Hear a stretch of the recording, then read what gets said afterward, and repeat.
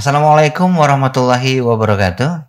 Saudara, dalam upaya meningkatkan pendapatan asli daerah, sebagaimana pula yang telah diamanatkan oleh Rencana Pembangunan Jangka Menengah Daerah 2021-2026, dan tentu untuk mewujudkan indeks kapasitas fiskal daerah Kabupaten Waikanan. Terkait dengan hal itu, bagaimana upaya kita meningkatkan pendapatan asli daerah Kabupaten Waikanan baik dari sektor pajak daerah maupun sektor retribusi daerah. Saya telah kehadiran tamu Bapak Dr. Andes Nuryadin Ali Mustopa, Magister Manajemen, Kepala Badan Pendapatan Daerah Kabupaten Waikanan. Selamat datang Pak, apa kabarnya hari ini? Selamat, terima kasih. Alhamdulillah kabar baik. Kabar baik ya, di sela-sela kesibukan, terima kasih telah menyempatkan diri hadir. Tentunya memikirkan bagaimana keseimbangan fiskal kita betul-betul terjaga di Kabupaten Waikanan. Pak Nuryadin, sebelum kita ke esensi obrolan kita di kesempatan kali ini saya tertarik. Memang karirnya memang dimulai dari nol. Saya sempat membaca sedikit karirnya CV ya. Iya. Zigzag. Pernah menjadi Kepala Unit Pelaksana Teknis Daerah Dinas Pendidikan di Bahuga, kemudian Bumi Agung, dan juga Kecamatan Waituba. Sebelum kita ke esensi bagaimana strategi kita meningkatkan pendapatan Kabupaten Waikanan, boleh sedikit cerita nih awal karirnya di pegawai negeri sipil sehingga saat ini bisa menjadi Kepala Badan Pendapatan Daerah. Ya, iya. Terima kasih Bung Edward. Kalau yang lalu bisa diceritakan, tapi yang ke depan hanya Allah yang tahu. Amin. Bahkan kalau melihat, nengok yang belakang itu, kadang-kadang kok iya ya? Kok bisa ya? Kok bisa ya? Iya. Ini perjalanan memang sepenuhnya Allah yang mengatur. Kita hanya melaksanakan. Jadi awal mulanya saya dulu PNS-nya di fungsional. Di fungsional. S1 saya pendidikan matematika. Dan S2-nya waktu itu masih populer manajemen sumber daya manusia. Ikut-ikut, jadi rame-rame di Jakarta. Di Jakarta. Masih rame-rame. Waktu itu saya kapasitasnya adalah kepala SMA Negeri Belambangan Lumpuh, SMA Negeri 1 Belambangan Lumpuh. Bagaimana tahun 2005 itu membangun SMA Negeri Belambangan Lumpuh sampai dengan 2008 memulihkan kepercayaan masyarakat yang di awal itu. Waktu itu kantor DPRD-nya masih di situ, depan SMA ya. Yang stigmanya kurang baik diperbaiki. Sehingga di 2008 itu, saya selesai 2008 maksud saya. Saya mendapat penghargaan sebagai kepala SMA berprestasi dan mendapat kesempatan studi kooperatif kunjungan ke negara-negara ASEAN. Malaysia, Singapura, dan Thailand. Pada waktu itu masyarakat juga tidak percaya. Ketika rapat komite, rapat wali murid, saya paparkan. Ini ada 2 orang siswa kita SMA Negeri 1 Belambangan Lumpuh yang diterima di UGM tanpa tes. Pada waktu itu ya? Pada waktu itu. Nggak mungkin. Nah, saya bilang. Itu di tahun 2000-an ya kalau nggak salah Pak Nuryadin. 2007 saya ya? masuk 2005 sampai 2008. Terus saya paparkan juga ke wali murid, kan pada waktu itu kalau pembelajaran pakai LCD itu masih mewah, masih langka. Pakai LCD, pakai laptop. Saya paparkan. Kita Festival Radin Jambat SMA Negeri Belambangan Lumpuh ngirim 2 orang. Lomba pidato bahasa Inggris. Juara 1, juara 2. Juara 2. Ya ini bukan orang tuh. Oh iya itu anak saya. Kita mau ngirim 3, yang 1 sakit. Saya bilang kalau 3 berangkat semua, jangan 1, 2, 3. 1, 2, 3 punya kita. Itu dia jadi. Dari situ, sebelumnya saya kepala SMA Negeri Waituba.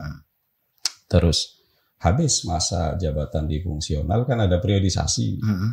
Terus diminta ke struktural yang relevan di bidang pendidikan. Nah, karena saya memang lapangan, jadi saya pikir kalau ya waktu itu saya ditugaskan jadi kepala UPT pendidikan. Cocok lah di lapangan. Bumi Agung, Waituba, Bahuga, dan yang paling lama saya tugas itu jadi camat bahkan di Waituba. Di camat Waituba. Itu 4 tahun lebih. 4 tahun lebih. Kalau yang sebelumnya 2 tahun pindah, SMA itu yang 3 tahun lebih. Artinya yang paling terkenang pada saat menjabat kepala sekolah. Banyak tantangan ya Pak Nuryadin. Ya.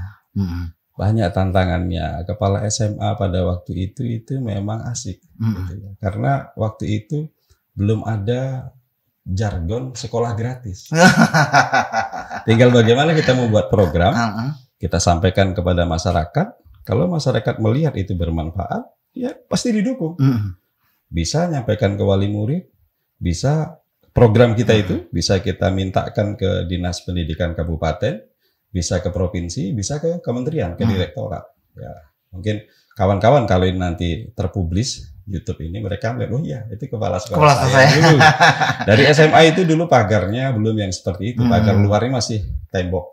Kayak ada banyak kenangan lah di SMA Negeri 1 belum betul. Saya masuk dulu, termasuk ada lab fisika, lab laboratorium bahasa, itu banyak saya. Pak Nuryadin, dari Kepala Satuan Polisi Pamong Praja yang sama-sama eselon 2 saat ini juga Kepala Badan Pendapatan Daerah.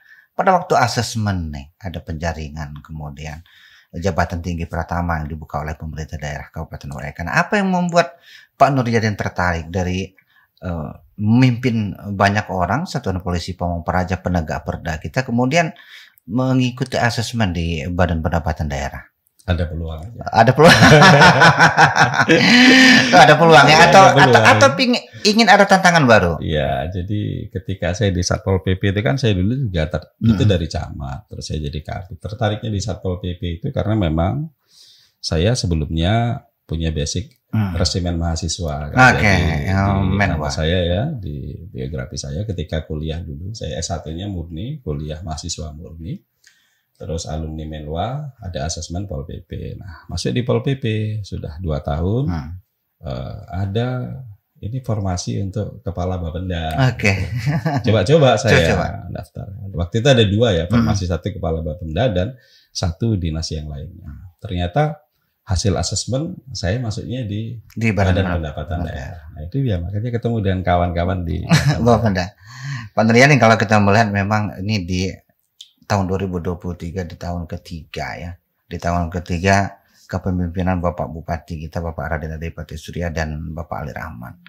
Visi Waikana unggul dan sejahtera.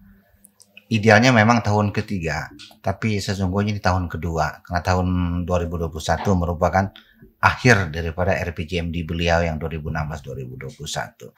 Sementara RPJMD 2021-2026 idealnya memang optimalnya ini di tahun 2022 kemarin. Kalau saya melihat, membaca sedikit RPJMD evaluasi kita, di penghasilan kita, pendapatan kita pada sektor pajak ini masih di angka, evaluasi RPJMD 2016-2021 masih di angka 22 miliar.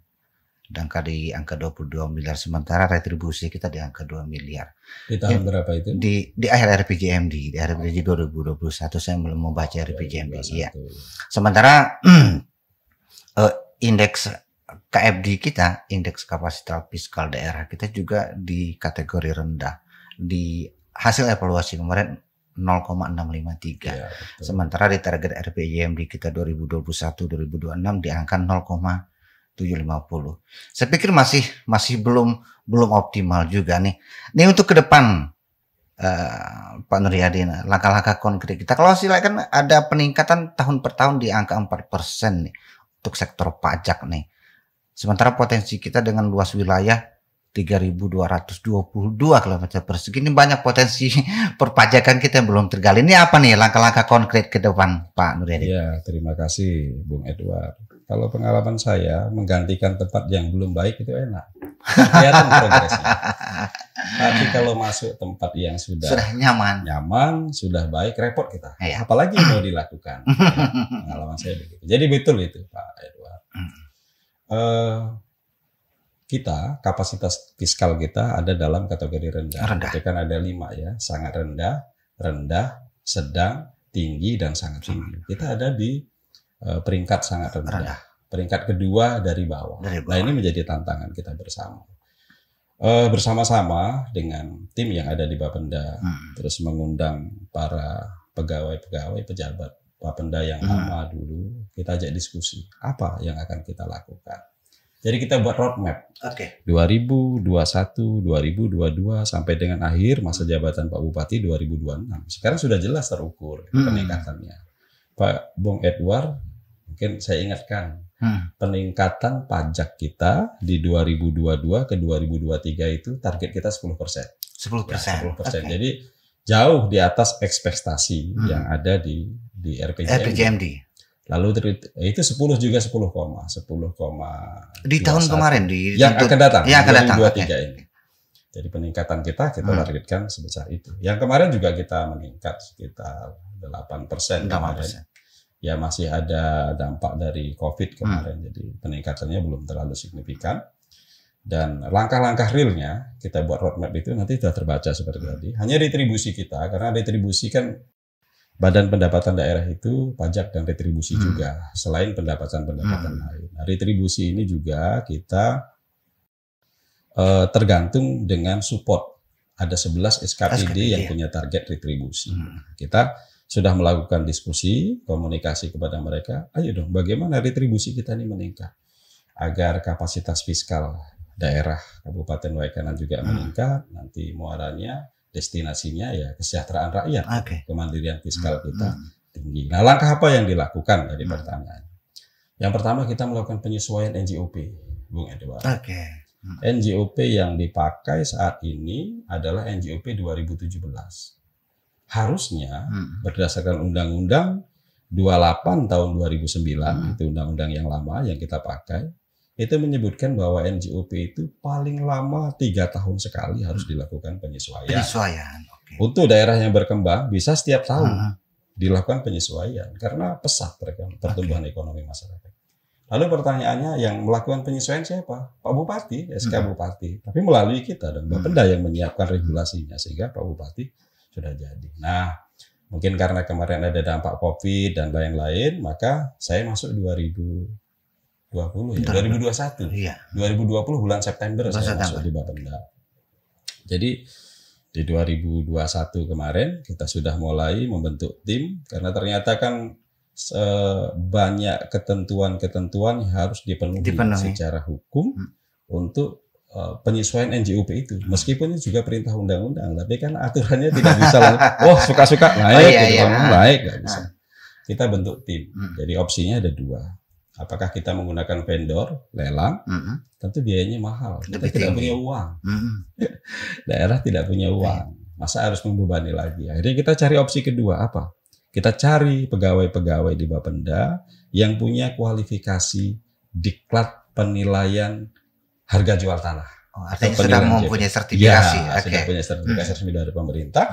Terus kita buat kajian hukumnya dan dibentuk melalui SK Bupati. Nah, hasil kerja itu setelah kita konversikan dengan aturan yang ada, alhamdulillah sudah ditandatangani Pak Bupati, NJOP berlaku 1 Januari 2023. Itu untuk NJOP peningkatan kita. Jadi kita hanya mengarah peningkatannya ke pajak buminya saja. Pajak bumi ya, bertahap saja. Nanti pajak bangunannya kita akan sesuaikan dengan aturan yang baru. Sekarang kan sudah ada aturan yang baru pengganti Undang-Undang 28 tahun 2009 itu Undang-Undang 1 2022 tentang hubungan pemerintah, keuangan pemerintah pusat dan daerah. Nah, itu nanti banyak itu. Apa perubahannya? Karena ada kawan nanya. Ini sebelum ditanya juga. SNG perubahan Undang-Undang 28 dengan Undang-Undang 1 2022. Itu banyak menarik. Salah satunya pajak option kendaraan bermotor.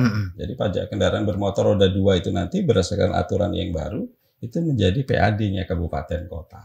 Langsung masuk ke kita. Jadi masuk kita. Ya. Oke, Pak Nurdin, kalau kita evaluasi sejenak nih, RPJMD kita 2016-2021 dari 11 pajak ke daerah kita. Saya melihat justru pajak penerangan jalan ini yang lebih besar di angka 9,9 miliar, sementara PBB kita masih di angka 6 miliar ini. Ini mohon dikoreksi kalau saya salah. Ini sedangkan kewenangan daerah kita ada 11 pajak daerah yang menjadi kewenangan kita. Nih, tadi PBB ini kita bahas. Sekarang untuk BPHTB sendiri, target-target kita ke depan dan strategi-strategi kita ke depan. Kalau kita melihat memang ini kalau bicara akal-akalan, agak akal-akalan nih Pak Kepala Badan. Ini harga jual belinya di angka 80 juta karena ada BPHTB ini boleh diturunkan. Ini strategi seperti apa mengakali ini supaya agar masyarakat itu betul-betul jujur dalam membuat akte jual belinya. Ya, pertanyaannya bagus. Iya. Jadi mungkin secara substansi pembeda antara pajak bumi dan bangunan PBB dengan BPHTB. Kalau PBB itu seluruh masyarakat kena. Yang penting dia memiliki tanah bumi atau bangunan atau menerima manfaat pengelolaan itu kena. Jadi apakah dia mampu atau tidak mampu secara undang-undang dia kena. Hanya tinggal nanti pemerintah daerah kan memberikan keringanan kepada masyarakat tidak mampu. Tapi kalau BPHTB hanya orang yang bertransaksi saja. Ya. Jadi artinya ini yang justru menarik. Kalau ya. membantu masyarakat yang dalam rata-rata ke bawah secara ekonomi tadi justru BPHTB. Nah, kenapa BPHTB target kita kecil? Tahun ini kita hanya masuk 1 miliar. Salah satu penyebabnya karena NJOP kita rendah, Bung Edward. Jadi contoh, misalnya transaksi tanah antara si A penjual kepada si B pembeli. Dia buat di situ kesepakatan pakai kwitansi harganya 80 juta. 80 juta. Sedangkan nilai NJOP yang tidak kena pajak itu 60 juta. Makanya yang terkena pajak hanya 20 juta tadi gitu ya. Nah, seandainya NJOP kita tinggi, kenapa terjadi? Karena NJOP kita rendah. Saya ulang. NJOP kita di Waikanan berdasarkan keputusan Bupati tahun 2017 itu terendah adalah Rp1.700 per meter persegi. Ilustrasinya, kalau Bung Edward beli tanah 3 hektar, kalau 1.700 per meter, 1 hektar kan 17 juta. 17 juta. 3 hektar belum sampai 60 juta. Tidak kena BPHTB. Gitu.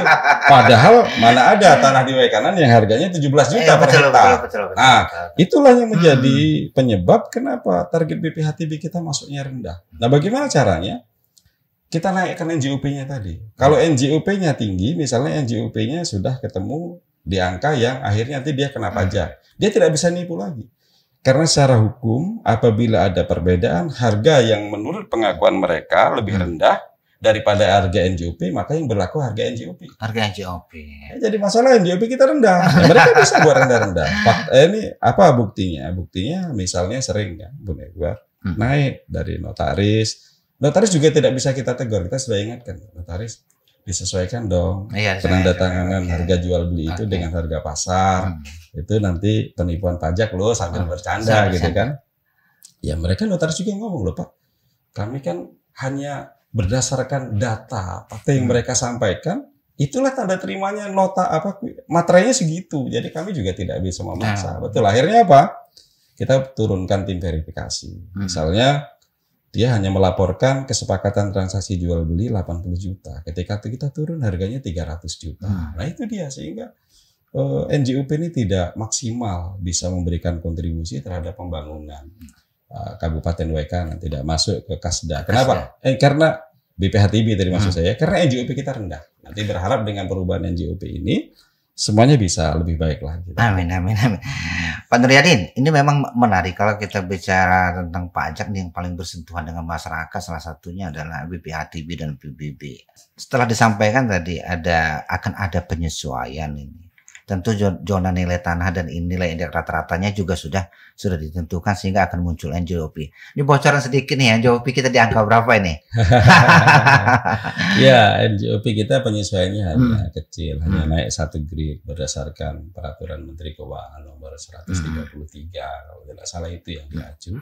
Karena Perbub kita mengatur itu. Jadi yang harga 17.500 yang harga 1.700 tadi berubah menjadi 2.450. Karena itulah tabelnya yang ada. Tidak ada dua itu.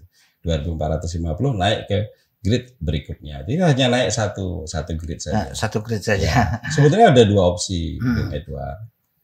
Kita bisa naikkan NJOP ini disesuaikan dengan mendekati dengan harga pasar. Tetapi nanti pajak PBB yang harus dibayar masyarakat tinggi. Nah, solusinya bagaimana? Nanti pemerintah daerah bisa memberikan keringanan seperti di Kota Bandar Lampung misalnya, kalau boleh menyebutkan itu. Di sana kan ada untuk yang nilainya di bawah sekian ada keringanan 50% itu diberikan oleh pemerintah kota, pemerintah daerah. Tujuannya apa? Tujuannya agar kalau NJOP-nya tinggi, orang bertransaksi jual beli tadi tidak bisa menentukan harga semau mereka. Tapi nanti ketika masyarakat bayar PBB-nya mahal, masyarakat kelas ekonomi menengah ke bawah ada kebijakan bayar separuh. Tapi kita tidak ingin juga masyarakat bergejolak. Karena kadang-kadang kan zona nyaman, ya orang dan zona nyaman ini juga agak susah. Wah, ini dimanfaatkan, ini begini nih dan lain sebagainya gitu. Kita menghindari hal-hal yang sekecil mungkin resiko-resiko itu, sehingga peningkatannya kita buat kecil saja bertahap. Maka tadi saya sampaikan di 2023 ini kita hanya melakukan penyesuaian ya, tidak meningkatkan drastis. Penyesuaian karena kita sudah beberapa kali dievaluasi bahwa kita ada dalam kategori PAD kita rendah. Ketika kita pembahasan APBD di provinsi juga selalu diingatkan, tolong Pak, PAD-nya ditingkatkan seperti apa. Nah, tugas kita di Bapenda adalah bagaimana caranya PAD meningkat dan tidak semata-mata menambah beban kepada masyarakat. Tentu ada inovasi yang sifatnya ekstensifikasi, gitu ya. Selain intensifikasi peningkatan harga, dan juga ekstensifikasi mencari objek-objek pajak baru. Iya, OPB. Oke, Pak Nuryadin, kalau kita melihat atau kita membaca nawacita dari Bapak Presiden, tentu sistem pemerintahan berbasis elektronik juga menjadi prioritas dari Bapak Presiden kita. Termasuk di RPJMD Bapak Bupati kita juga menjadi prioritas. Ada 4 sasaran di sana dalam pengembangan sistem pemerintahan berbasis elektronik. Di era 4.0 ini, di era digitalisasi, untuk memudahkan masyarakat dalam membayar pajak atau mengetahui tentang perpajakan. Ini langkah-langkah konkret apa yang sudah dilakukan Bapenda ini, Pak Kepala Badan? Ya, terima kasih Bung Edward. Yang pertama, kita sudah punya tim TP2DD yang dibentuk oleh Pak Bupati. TP2DD itu perannya salah satunya adalah menciptakan transaksi digital atau nanti ETPD, elektronifikasi transaksi pemerintah daerah. Saya juga bisa sampaikan nih dengan senang hati kita bahwa Waikanan, Kabupaten Waikanan kemarin salah satu kabupaten yang masuk nominasi di tingkat nasional. Ya, kemarin diundang ke Jakarta waktu itu Pak Bupati yang diundang, tidak boleh berwakil, tapi karena beliau umroh, jadi Pak Wakil Bupati yang berangkat bersama saya. Nah, Waikanan ini kalau saya tidak salah ingat itu, kalau tidak ada perubahan waktu itu peringkat ketiga di Provinsi Lampung. Ya, meskipun kita ada di ujung, tapi kita untuk transaksi digital kita sudah bagus. Itu terkait dengan prestasi transaksi digitalisasi pemerintahan daerah. Lalu bagaimana implementasi penerapannya dalam pajak dan retribusi? Untuk pajak dulu internal kita sudah melakukan transaksi pembayaran pajak semuanya digital. Tujuannya adalah salah satunya mempermudah pelayanan, memberikan keluasan akses kepada masyarakat untuk bayar pajak. Hari ini masyarakat bisa bayar pajak dari rumah. Melalui handphone. Melalui ponsel. Handphone kan kita kerjasama dengan Bank Lampung. Melalui Lampung Online, Lampung Smart, ada BRI juga. Bahkan kemarin kita sudah MOU dengan Bank Negara Indonesia, BNI. Untuk juga berkontribusi terhadap layanan pajak daerah dari masyarakat. Harapannya apa? Harapannya agar masyarakat mudah bayar pajak. Di mana dengan handphone. Terus ada lagi kemudahan apa? Kita mengembangkan kerjasama juga dengan Indomaret. Jadi kemarin sudah di launching. Ibu-ibu belanja bisa bayar pajak di sana. Mudah gitu. Dan pajak daerah kita bisa jamin, bisa yakinkan hanya membayar sesuai dengan yang tertera. Tidak ada administrasi lain. Kalau tertera 20.000 ya bayar kalah 20. Tidak ada biaya admin, Pak ya. 20.000 50 rupiah, 20.000 rupiah. Gitu. Terus kita 2023 ini nanti kita akan launching SPP TPBB-nya. Kita juga nanti akan mempublikasikan, memulai pembayaran pajak melalui Alfamart juga. Jadi Indomaret, Alfamart juga. Jadi menggandeng waralaba juga nih. Gitu. Karena kan masyarakat ini suka berbelanja di Indomaret dan Alfamart ini idola mereka gitu. Belanja bebas ngambil gitu kan. Pilih sendiri ya. Ini kan ingat bayar pajak sudah mudah. Nah, itu juga jadi ya pada kesempatan ini juga saya mengajak, menghimbau ke masyarakat, ya mari kita manfaatkan kemudahan-kemudahan pembayaran pajak digital. Jadi manfaat satu mudah, manfaat kedua juga bersih. Kalau pembayaran tunai dikhawatirkan ada hal-hal yang kemungkinan kebocoran, kemungkinan resiko hilang, apalagi kemarin masa pandemi COVID, uangnya mungkin tertular, ada virusnya, ada. Tapi kalau digital kan sekarang sudah lebih. Ini sebuah kemudahan bagi masyarakat kita untuk membayar pajak. Tentang informasi pajak sendiri untuk Badan Pendapatan Daerah Kabupaten Waikanan, seperti apa nih yang dilakukan kepada masyarakat, sosialisasi edukasi kita terkait kesadaran masyarakat untuk membayar pajak melalui aplikasi digital? Ya, jadi kita punya media publikasi juga melalui Facebook, melalui Instagram, sosial media sosial media yang punya, dan melalui WhatsApp. WhatsApp kita juga aktif 24 jam, nanti bisa dilihat, dihubungi gitu, WhatsApp-nya punya Bapenda. Apabila masyarakat ada masalah terkait kesulitan atau permasalahan pembayaran pajak daerah, yang Bung Edward menyebutkan ada 11 jenis pajak daerah. Meskipun saat ini kita baru 9 yang dilaksanakan, ya. Yang 2 belum dilaksanakan itu pajak sarang burung walet dan pajak hiburan. Masyarakat ini sudah, wah ini yang punya sarang burung walet hari ini mendapat keringanan ini. Kita belum masukkan target pajak, target PAD, dan pajak hiburan memang di WKN belum ada hiburan yang layak pajak. Jadi kita punya nomor handphone yang bisa dihubungi Badan Pendapatan Daerah 21 kali 24 jam. Langsung terhubung ke operator ya? Langsung terhubung ke operator dan bisa langsung mendapat jawaban. Jadi kalau masyarakat mau bertanya, ini semua ada nomor handphonenya. Nanti bisa disampaikan ya. Atau silahkan kalau masyarakat ya nomor handphone Bapenda yang bisa 24 jam dihubungi melalui WhatsApp maupun teleponnya ada 0858 1367 6208. Silahkan nanti masyarakat menghubungi atau dilihat di Facebook Bapenda Kabupaten Waikanan.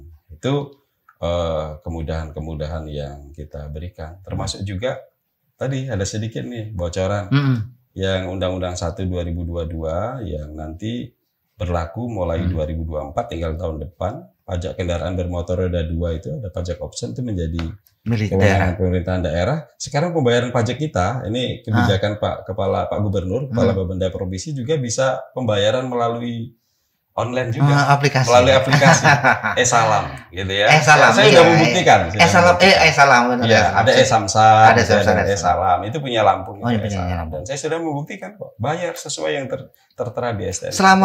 Selama 2 tahun menjabat Kepala Badan Pendapatan Daerah Kabupaten Waikanan, Pak Kepala Badan, ini tentang kesadaran masyarakat untuk membayar pajak sendiri, apakah memang sudah meningkat atau memang perlu lagi kita edukasi sehingga membayar pajak ini bukan hanya menjadi sebuah tapi ini menjadi sebuah kewajiban bagi masyarakat? Ya, ada semacam peningkatan kesadaran, tetapi belum terlalu berarti, belum terlalu signifikan dibanding dengan tren pertumbuhan ekonomi. Peningkatan kesadaran itu kita lihat dari banyaknya tunggakan pajak yang sudah mulai berkurang.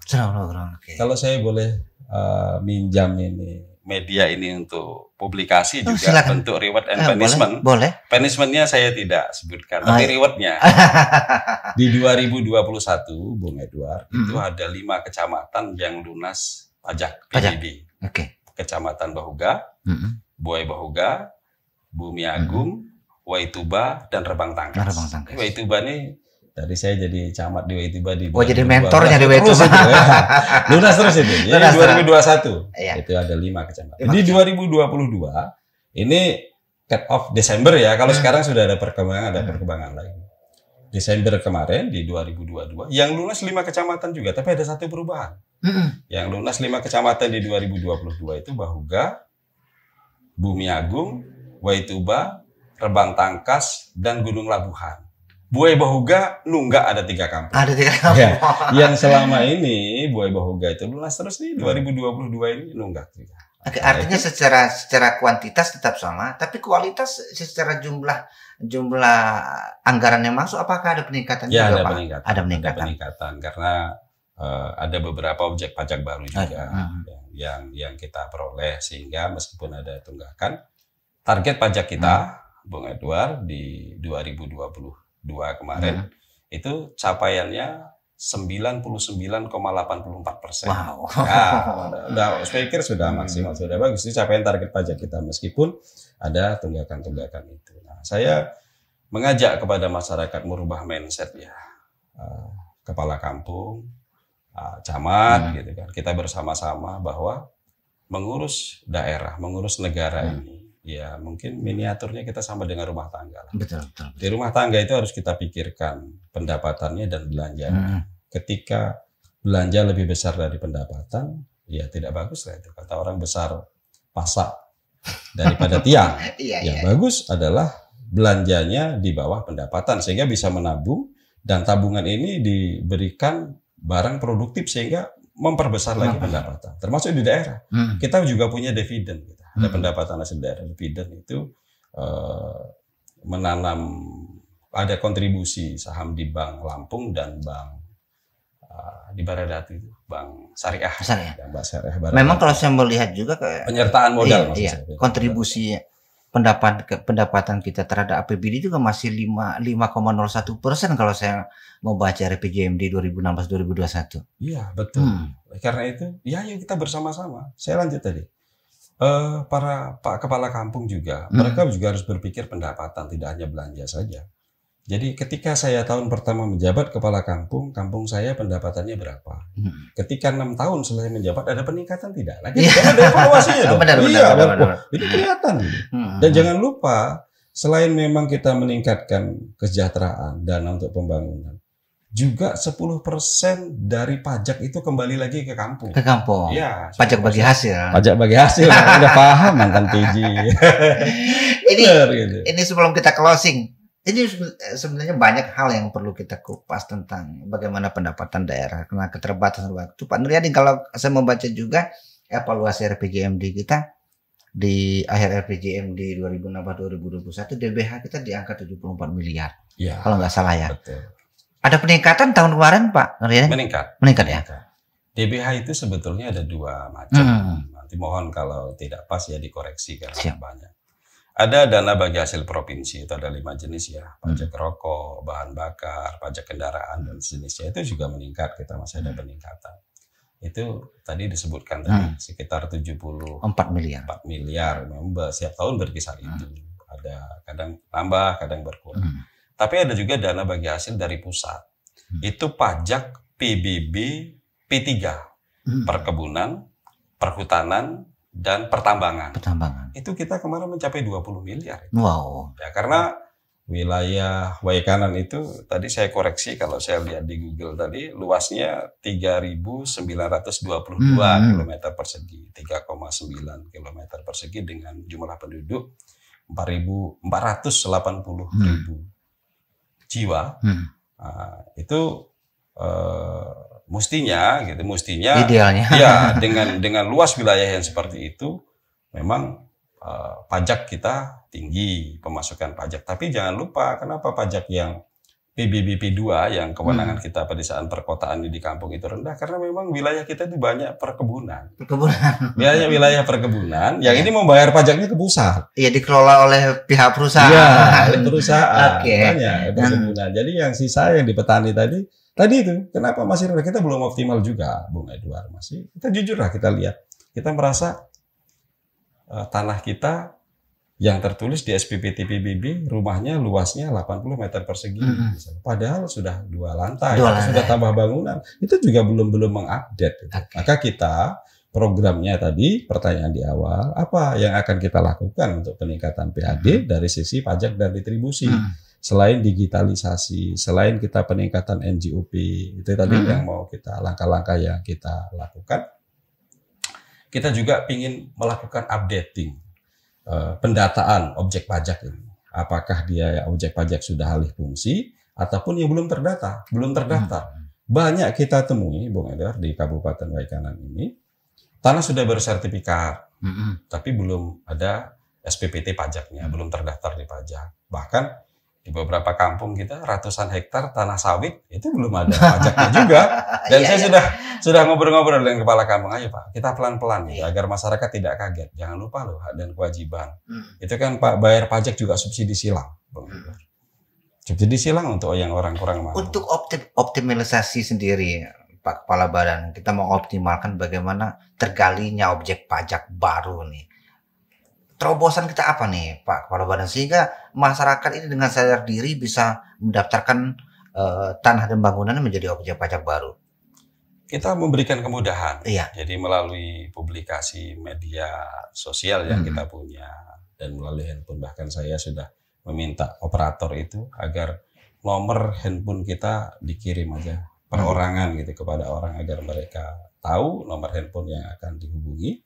Kita memberikan kemudahannya apa? Sesuai perda, apabila orang sudah memiliki tanah atau bangunan atau kebun, tapi selama ini belum dibayar pajaknya, maka dia harus bayar pajak 5 tahun ke belakang. 5 tahun ke belakang. Maksimal ya 5 tahun ke belakang, atau sejak kepemilikannya itu. Nah, kalau dia belinya 3 tahun ya 3 tahun itu. Tapi kalau dia memang sudah lama, maksimal 5 tahun ke belakang. Itu kita beri kemudahan, sudahlah. Bayar tahun berjalan saja. Tapi dengan kesadaran mendaftarkan sendiri, silahkan didaftarkan. Itu sudah kita sampaikan. Ayo silahkan daftarkan saja, nggak apa-apa. Kita siapkan regulasinya, kita berikan kemudahannya. Itu yang pertama. Yang kedua, kita mempersilahkan masyarakat untuk menyampaikan perbaikan data. Misalnya kan kemarin nih Pak, saya tidak mau bayar pajak. Kenapa? Karena tanah saya realnya itu 2000 meter. Di tagihan pajak, SPPT pajak itu hanya 1500. Wah, ini nggak sesuai. Iya. Ya sudah, sampaikan aja bahwa SPPT itu bawa ke Bapenda, ada KTP orangnya coret langsung kita perbaiki, print, selesai. Asal tidak menurunkan target. Jadi kalau 2000 tertulis 1500 kan kita naikkan 2000 nggak apa-apa. Tapi kalau terdata kita 2000 terus mau diturunkan gitu jadi 1.500 ya kita minta bukti-buktinya, kita layani, tapi mana bukti surat tanahnya, mana dan karena itu akan menurunkan target. Itu kemudahan-kemudahan yang kita berikan kepada mereka. Terus juga kita sampaikan kepada kepala-kepala kampung kesadaran bahwa sebagai pimpinan kampung juga bertanggung jawab terhadap peningkatan PAD. Itu tadi yang sampaikan. Coba dilihat objek-objek pajak yang masih belum tergali. Ada orang punya investasi banyak, itu tiba-tiba di Bauga juga kemarin waktu musrembang begitu, itu tanah-tanah di areal situ banyak yang dimiliki perkebunannya bukan oleh orang penduduk setempat. Gitu. Nah, orang jauh. Nah ini coba pajaknya seperti apa? Paling tidak kan masyarakat setempat bisa ikut mendapat subsidi dari pajak, gitu. Bisa menikmati pajak yang dibayarkan selain memang sebagai pekerja di situ. Nah, kita berikan kemudahan-kemudahan dan ini juga kebijakannya kan perlu publikasi. Betul. Salah satunya melalui ini. Saya berharap, oh iya begitu. Nah itu nomor handphone tadi dihubungin aja gitu. 24 jam kok terjawab. Nanti otomatis ada jawaban. Di sosial media juga aktif ya Pak Kepala Badan. Tapi kalau telepon di jam-jam kerja. Tapi kalau WhatsApp-nya 24 jam nanti terjawab. Seandainya hari libur atau malam hari, besoknya mungkin akan dijawab oleh operatornya yang ada di Bapenda. Oke, sebelum closing nih, sudah banyak hal ini yang kita obrolkan. Ini yang paling berkesan Pak Kepala Badan, dari menjabat fungsional eselon 4, kemudian hingga sekarang eselon 2, nih mana nih jabatan yang paling berkesan? Kalau yang paling berkesan camat. Camat ya? Karena camat itu hampir identik dengan kepala SMA tempo dulu gitu ya. Tempo dulu kan kepala SMA itu punya otonom. Atau school based management, manajemen berbasis sekolah. Hanya polanya kalau fungsional itu dia bottom up, inovasi dari bawah ke atas. Kalau di struktural kan lebih banyak top down, gitu, dari atas perintah ke bawah. Tapi hari ini juga semuanya sudah bottom up semua. Nah, kenapa camat? Ya, karena di camat itu kita langsung berinteraksi dengan masyarakat. Bisa 24 jam kita berkomunikasi dengan masyarakat dan kita punya mitra kerja. TNI, Polri. Kalau di institusi lain tidak bisa. Tidak ada. Ya di camat lah ya bisa. Dan saya ketika asesmen itu kan ditanya, apa yang ini saya jawab yang paling berkesan tadi pertanyaan tadi ya di camat. Apa prestasi-prestasinya? Saya jadi camat tahun 2012. 2013 kampung Wepisang di Kecamatan Weituba itu juara 1 lomba kampung Kabupaten Wekanan dan masuk ke provinsi. 2014 kita ganti yang lain. 2015 kembali Kecamatan Weituba lagi kita buat provinsi. Belum lomba makanan apa bergizi berimbang masuk ke provinsi. Lomba K3S, PS. Enak gitu, asik kalau di camat itu kita bisa berinteraksi dengan masyarakat luas. Tapi kalau yang paling rumit sibuk terukur ya di Bapenda ini. Waduh, kalau sudah akhir tahun, Bung Edward, November, Desember, target belum tercapai, sudah mulai. Gimana? Tapi memang sesuai lah Pak Duryadin. Artinya lulus matematika ngomong itu. Oke, terima kasih Bapak Dr. Andes Nuryadin Ali Mustafa, Magister Manajemen, Kepala Badan Pendapatan Daerah Kabupaten Wayakan. Terima kasih atas kehadirannya. Saudara, demikian bincang-bincang singkat saya dengan Kepala Badan Pendapatan Daerah Kabupaten Waikanan. Saya Edward Apriyadi. Wassalamualaikum warahmatullahi wabarakatuh. Waalaikumsalam warahmatullahi wabarakatuh. Terima kasih Pak. Sama-sama.